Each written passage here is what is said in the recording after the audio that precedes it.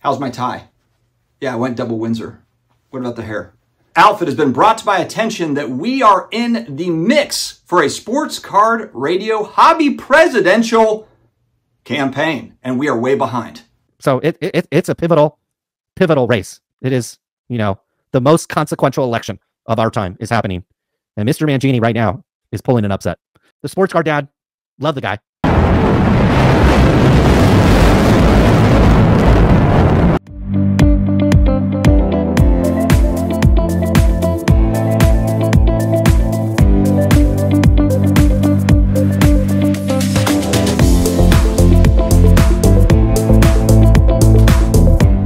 What's going on, sports card hobby family? It is another day. It is another sports card video. We have a special edition today. I was getting caught up on some hobby content, the Sports Card Radio Thursday live stream, and didn't even realize that we were on the ballot for hobby president, a hobby presidential election. There's a bunch of different elections that they're running, female of the hobby, president of the hobby, all these different things, lady of the hobby, whatever it is.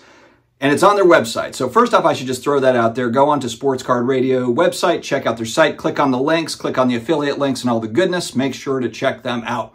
But specifically on their website, there's a hobby president section. And I'm on there with a bunch of other people, and I didn't realize that I'm on there, number one. Number two, didn't realize that we are battling for second. Now, who's in first currently? And probably will stay in first if we're being honest. It is John Mangini. John Mangini, they showed the vote count, and he has over 2,000 votes already. Am I surprised by this? Not really. Not really. Especially when I go back and I look at John's channel, and it looks like he's been getting the word out for a few weeks now, and his buddies are doing videos, and it's the whole thing. It's the whole thing they're doing together there. So he's been working it up. He's been working, kind of getting that thing going, and good for him on that front. So he's got about 2,000 votes. Jeff Wilson is in second with about 200 votes.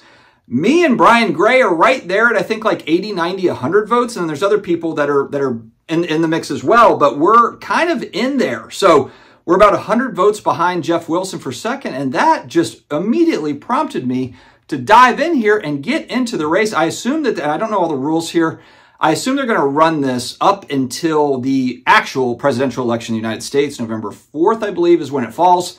So we've got, what, 3 weeks to go? 3 weeks to go to get the votes in and climb into second place.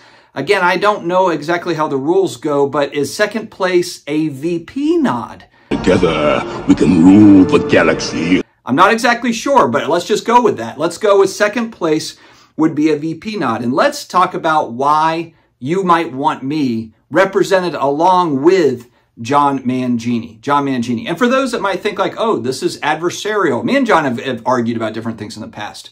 But less than a couple weeks ago, he reached out to me. He was rolling through where I live in North Carolina. He was asking about Italian restaurants. I invited him over to my place.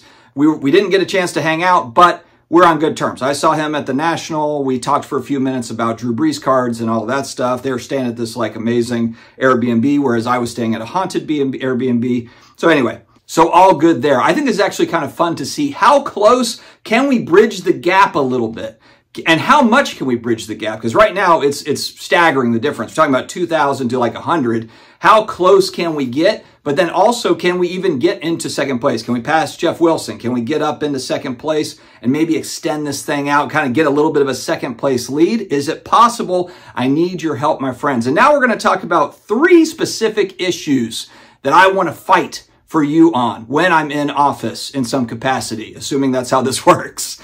And wait, first off, I think that Colin said something, maybe gave like a semi-endorsement. Do we have a clip, Frank?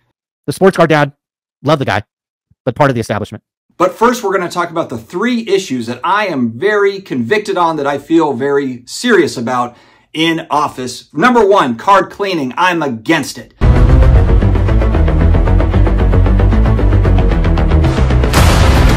I know there's actually a fair amount of people, a large percentage, that are okay fixing dents and okay soaking it for 30 days in a solution.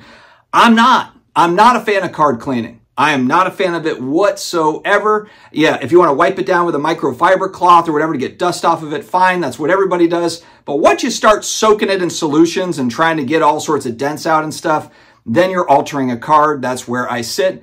It's pretty black and white for me there. There's not a whole lot of gray. It's pretty easy for me to kind of decide on that one. More controls around braking.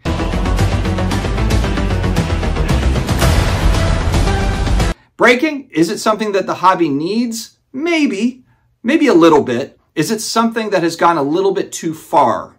Yes, I would vote yes. I think it's a big part of the hobby. I think there should be more controls around it to protect the customer, to protect you, the collector. So more controls around braking. Lower prices for new product, and how can we do that? A lot of people say, oh, that's just supply demand. It kind of goes back to the breaker thing we just talked about. But I would say Topps, Fanatics, Panini, we need more lower price product options. We need more lower price product options. Boom, we cross him. Boom. You know, like they do in wrestling. Boom, boom, right there. That's a wham block.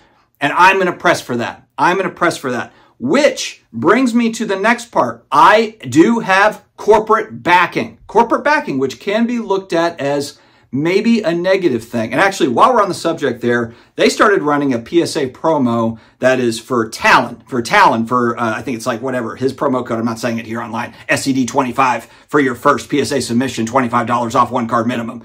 But are they doing that out of the goodness of their heart, or are they doing some sort of a revenue split on that? I want to know from Sports Card Radio, because I want to see the SCD25 promo code up there, not Talon. So what do we have to do to get that deal done? I'm Ryan. I'm reaching out to you on that. Speaking of corporate backing, huge thanks to today's video sponsor, DC Sports 87. You want to sell on eBay, but you don't want to sell individual items, packing, listing, shipping. It's a lot of work. I shoot a lot of my stuff off to DC Sports 87. Easy peasy, quick payouts. Check them out. Trying to make the hobby better. I know John Mangini is in his presidential run. I have contacts at these companies, as many others do as well, and we can kind of push that narrative and try to drive a better hobby for all of us. Play the clip with the stealth bombers.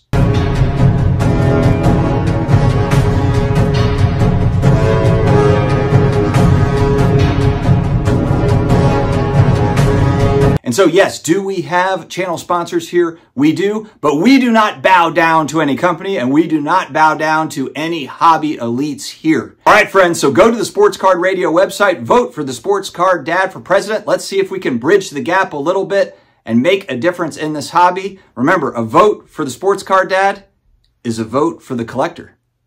How was that? What? No? A vote for the Sports Card Dad is a vote for the hobby. Was that catchier? I don't know. All right, friends, stay healthy, stay awesome, and God bless America.